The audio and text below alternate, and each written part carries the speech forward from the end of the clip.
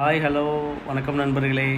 ஆமாங்க, இன்றைக்கி என்னென்னு பார்த்தீங்கன்னா, நானே ஒய்ஃபும் மதுரை பெரியாருக்கு வந்து எங்கள் ஒய்ஃபு கண்ணாடி வாங்குறதுக்காக போயிருந்தோம்.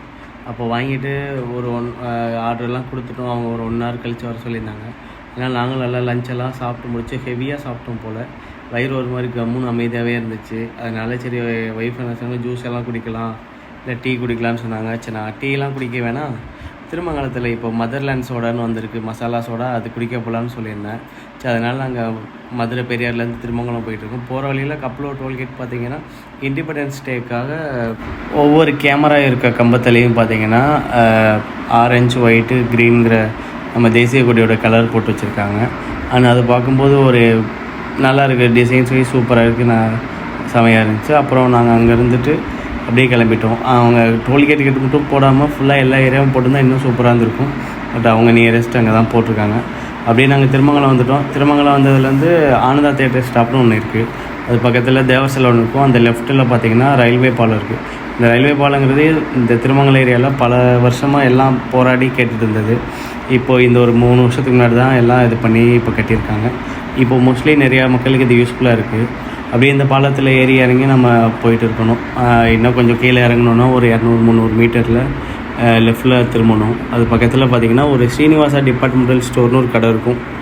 அந்த கடைக்கு பக்கத்துலேயே ஒரு இளநீ கடை இருக்கும். அதுலேயே லெஃப்ட் எடுத்து நம்ம போனோன்னா அங்கேருந்து ஒரு 100-200 மீட்டரில் அந்த மதர்லேண்ட் சோடா கடை இருக்குது. இது வரைக்கும் பாருங்கள், பாலம் இப்போ கீழே இறங்கிட்டோம். லெஃப்ட் சைடு பார்த்திங்கன்னா ஸ்ரீனிவாசா டிபார்ட்மெண்டல் ஸ்டோர்னு ஒரு கடை இருக்கும் பாருங்களேன். அப்படியே இந்த பக்கத்தில் ஒரு டீ கடை இருக்கும். அந்த லெஃப்ட்டில் இப்போ எடுக்கணும். இது வரைக்கும் பாருங்கள், ஸ்ரீனிவாசா டிபார்ட்மெண்டல் ஸ்டோர்.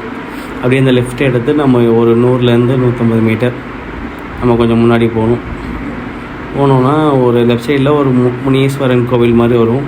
அதை தாண்டினோடனே ரைட் சைடில் லைட்டிங்லாம் போட்டு வச்சு கடை வச்சுருப்பாங்க. அதை கொஞ்சம் தூரமாக பாருங்களேன் தெரியுது.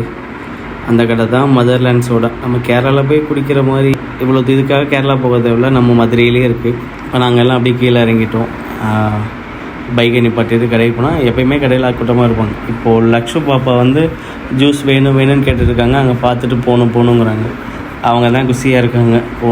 அங்கே போகணும், இங்கே போகணும், கடை முன்னாடியே போகணுன்னு கேட்டுகிட்டே இருக்காங்க. ஜூஸ் வேணும்னு கேட்டால் ஆமாம் கடைக்கிட்ட போங்கிறாங்க. இப்போ பாருங்களேன், நான் கேட்பேன் ஆமான்னு தலையாட்டுவாங்க. ஜூஸ் வேணும் அப்படி, ஆமாம். இதில் நாங்கள் ஜூஸ் குடிக்கிறதுக்கு அவ்வளோ இது பண்ணுறோமோ இல்லையோ, லக்ஷு தான் அவ்வளோ ஆர்வமாக இருக்குது. போய் குடிக்கணும் கடைக்கிட்ட போகணும். ஜூஸ் குடிக்கிறதுக்கு போச்சா இல்லை அந்த லைட்டிங்காக போச்சா என்னன்னு தெரியல. அப்புறம் எல்லாம் கடைக்கிட்ட வந்தோடனே அவர்கிட்ட நாங்கள் ஒரு ஸ்வீட்டும் ஒரு நார்மல் சோடாவும் கேட்டிருந்தோம். ஃபஸ்ட்டு இந்த க்ரீன் கலரில் இருக்க ஸ்வீட்டு, அதில் வந்து ஸ்ட்ராங்காக மசாலா ஊற்ற சொல்லி அப்படியே ஒரு பிடிக்கலான்னு பிடிச்சிட்டு இருக்கோம்.